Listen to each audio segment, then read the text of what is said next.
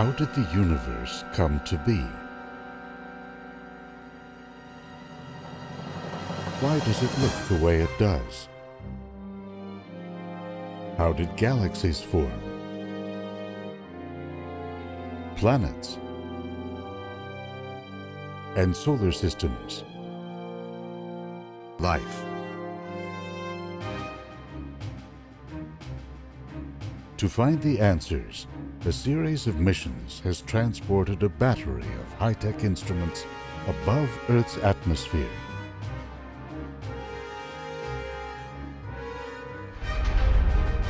To peer into the most violent processes in nature and explore the mysterious workings of the high-energy universe.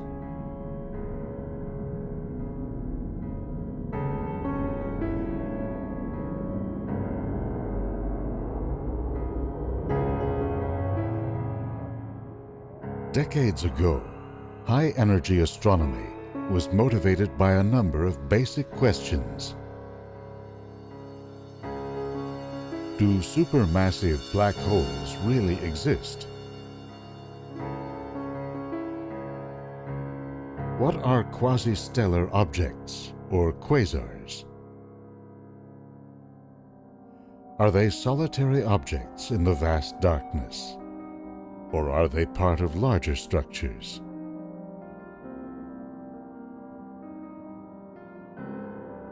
In the early 80s, a diffuse X-ray glow was seen filling the night sky. What was it?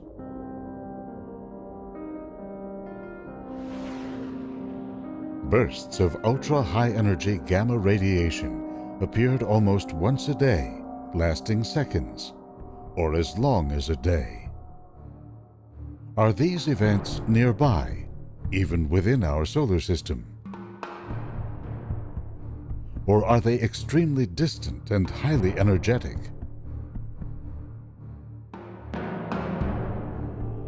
Finally, astronomers suspected that supernovae were violent explosions. But what was their exact nature?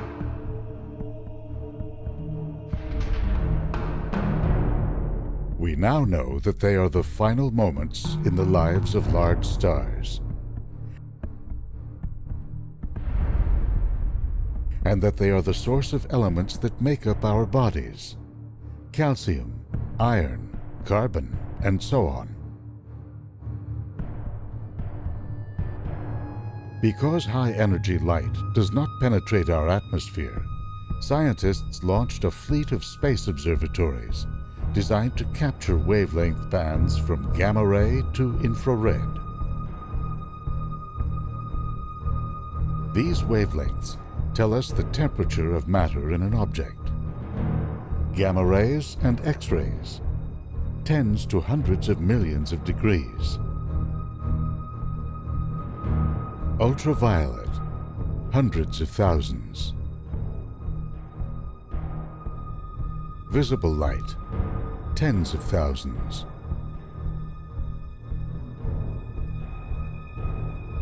Infrared, hundreds of degrees.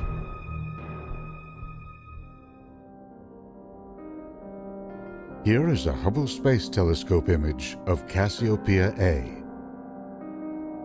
It shows the visible remnant of a supernova, glowing at about 10 or 20,000 degrees Celsius.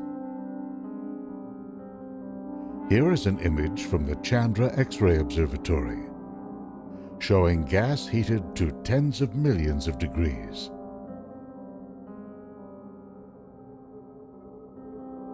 Some of the first images from the Hubble telescope in 1994 captured the galaxy M87. For the first time, astronomers spotted the hot gas swirling around its central region. Knowing the scale of this picture and the speed of the gas, astronomers discovered that within a volume of less than a solar system, there is an object that weighs some 3 billion times the mass of the Sun.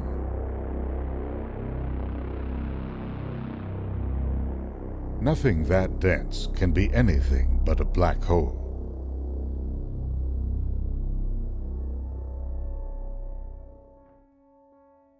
Over the following years, additional discoveries showed not only that supermassive black holes exist, but they lurk at the core of every large galaxy, including our own Milky Way. This animation shows a black hole moving through space. As an unsuspecting star gets too close, the black hole's gravity tears it apart. That creates a so-called accretion disk of hot gas and dust rotating rapidly around the black hole.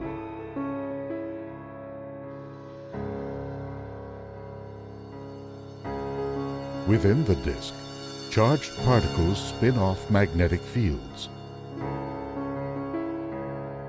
They channel some of the inflowing matter out in jets so powerful they move at nearly the speed of light.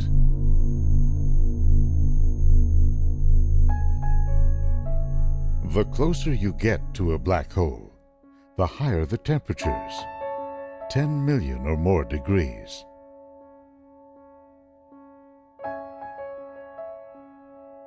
As a result, if you want to study the inner parts of the accretion disk, you have to look at high-energy gamma and X-rays.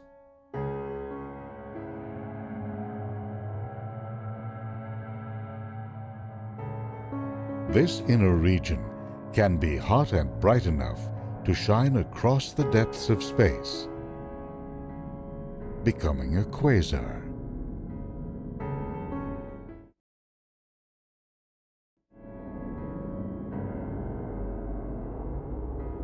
The brightest and most active quasars are probably consuming matter at a high rate.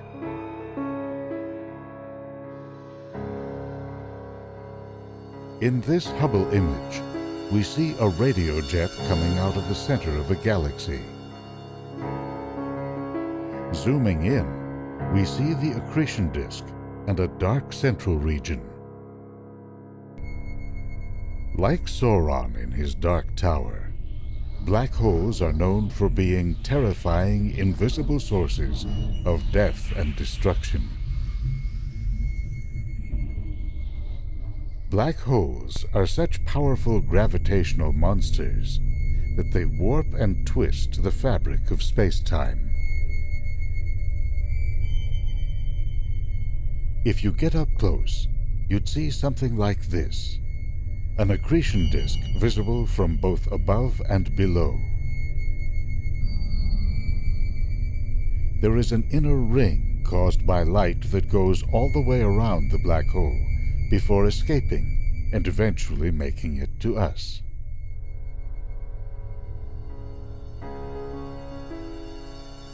It's actually difficult to get close to a black hole. Gas orbiting the event horizon can never actually reach it unless it first sheds its angular momentum. To understand how this can happen, watch a roller skating maneuver in which one skater catapults the other forward. The skater on the inside whips the partner around, transferring angular momentum outwards and slowing down in the process.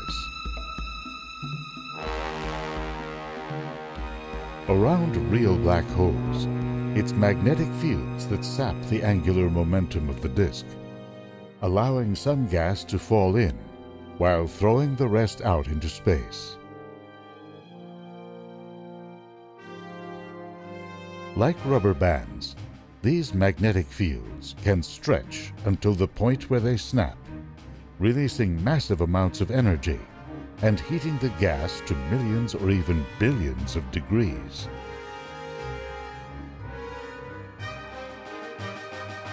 You can see this in the magnetically active corona of our Sun, where superheated gas shines very brightly in X-rays. One of the remarkable effects of a black hole's extreme gravity is predicted by Einstein's theory of relativity. It holds that space-time is not only curved, but twisted. In this computer simulation of particles plunging into a black hole, you can see the effect of this twisting right outside of the event horizon, where particles are being swept around in a counterclockwise swirl at nearly the speed of light. Taken together, the pulling, twisting, and slinging of gas by the black hole leads to ultra-high energy particles and powerful jets. We're just beginning to scratch the surface of what Einstein's theory predicts.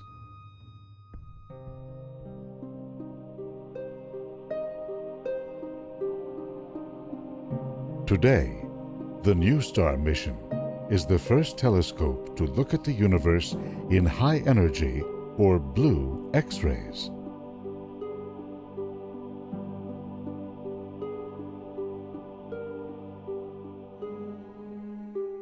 This is a Hubble Space Telescope image of the nearby galaxy Messier 82, seen in black and white. This is what its warm, dusty regions would look like if you could only see it in the red, orange, and yellow of visible wavelengths. Here, the blue reveals hot regions where stars are actively forming.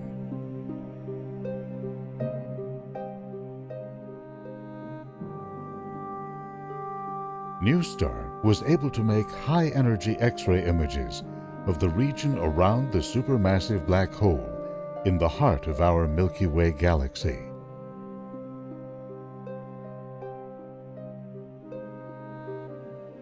It discovered a hot haze created by a swarm of dead stars.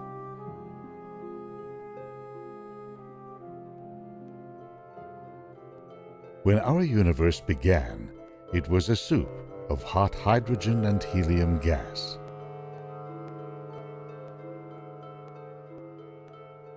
13.8 billion years later, we are surrounded by a rich mix of chemical elements, ranging from the nitrogen in the atmosphere to the calcium in your bones.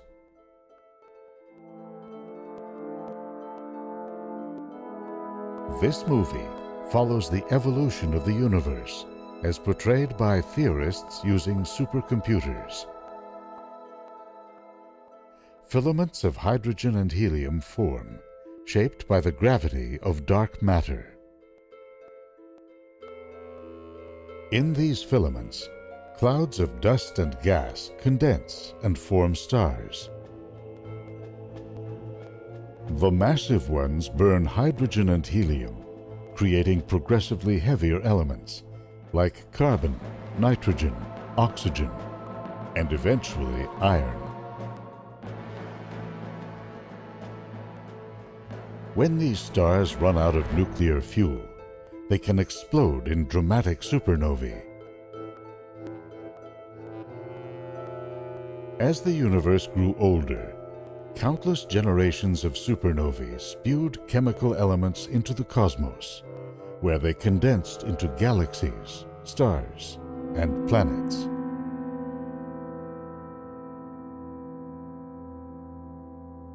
How we know all this is, in practice, a dance between theorists and observers with telescopes, including infrared, optical, X-ray, and gamma-ray missions.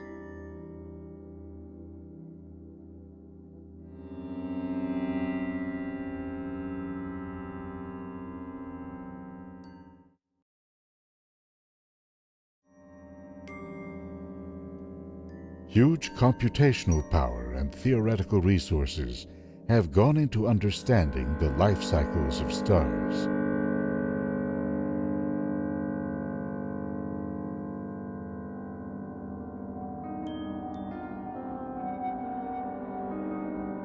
Here is a recent attempt to simulate a stellar explosion in a supercomputer. You can see here that the explosion halts. The authors of the experiment then inserted a theoretical sloshing of gas in the central part of the star, setting the supernova in motion.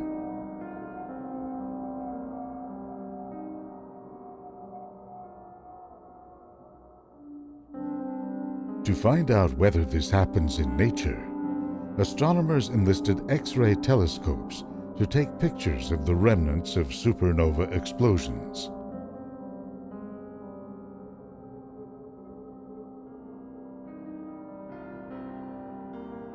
Here are images of the debris from the historical supernova remnant Cassiopeia A.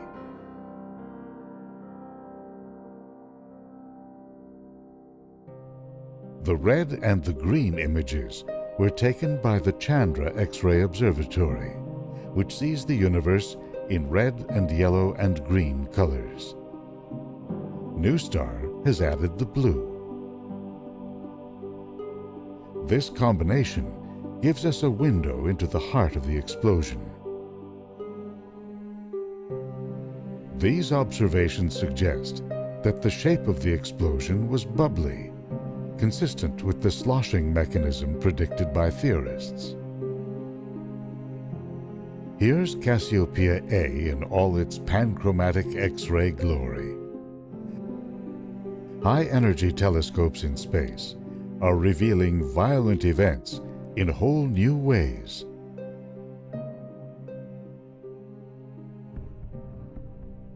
That includes the most violent of all, a gamma-ray burst with the energy equivalent of 1 to the power of 30 H-bombs. That's 1 with 30 zeros after it. They're the most energetic explosions in the universe.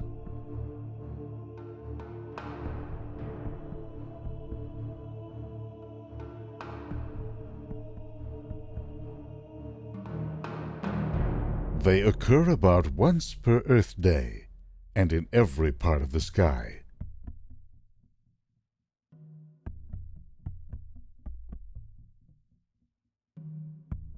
In the early days, they were the subject of intense speculation.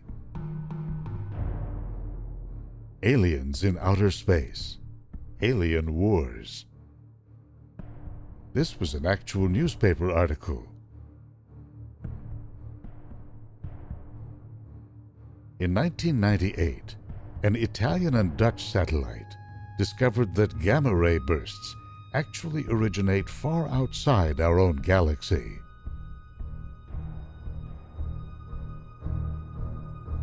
That means they must be extremely bright, energetic events.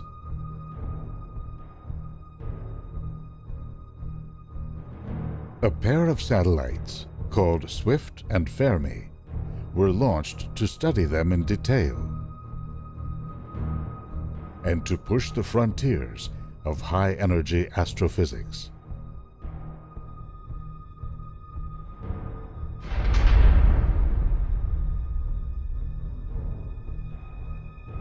To date, they have detected over 1,000 bursts.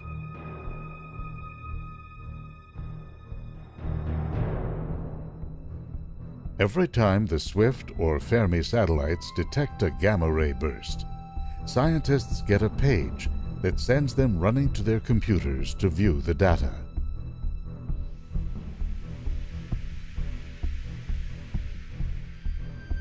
What they have learned is that gamma-ray bursts are generated by supernovae so powerful, their cores collapse to a black hole.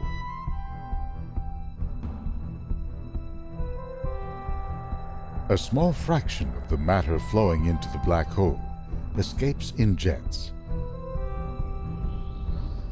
When the jet is aimed at us, we see it as a gamma-ray burst.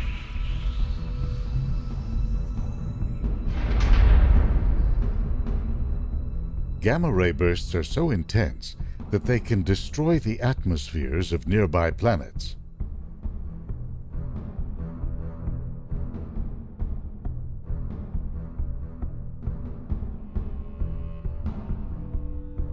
we appear to be safe, at least for the time being.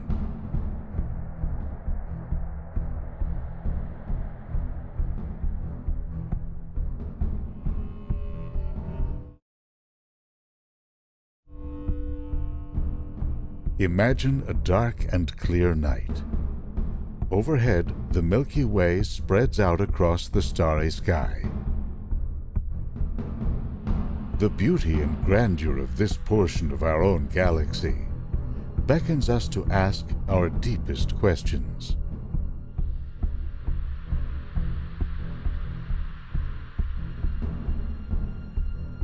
What is the nature of this marvelous universe?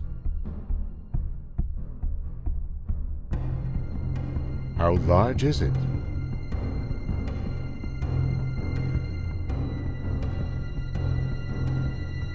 How did it come to be?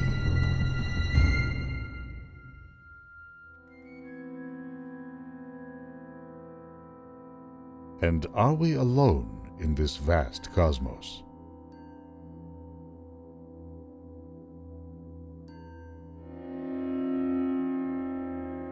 Astrophysics, the study of the universe and how it works, is central to our quest for answers.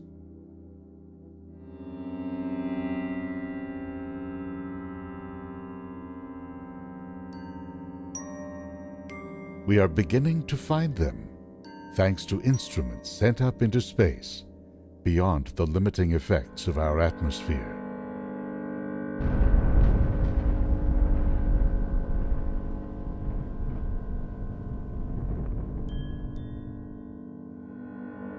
High-energy missions, Fermi, Swift, NuSTAR, and Chandra, are uncovering a dynamic universe that is dramatically different from the tranquil tapestry we see with our eyes.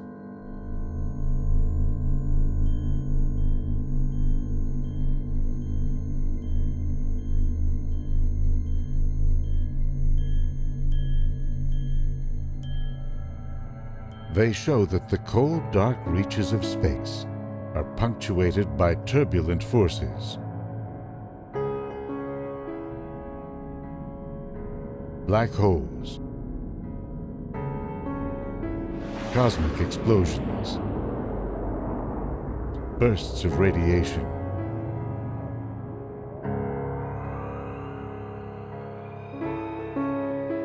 That violent energy is very much a part of the universe.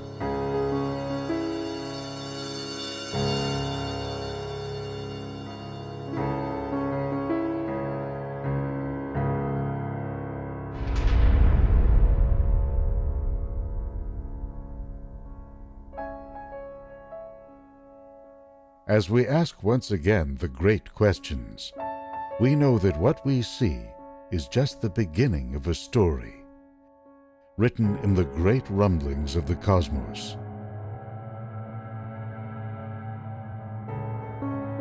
A story that is unfolding still.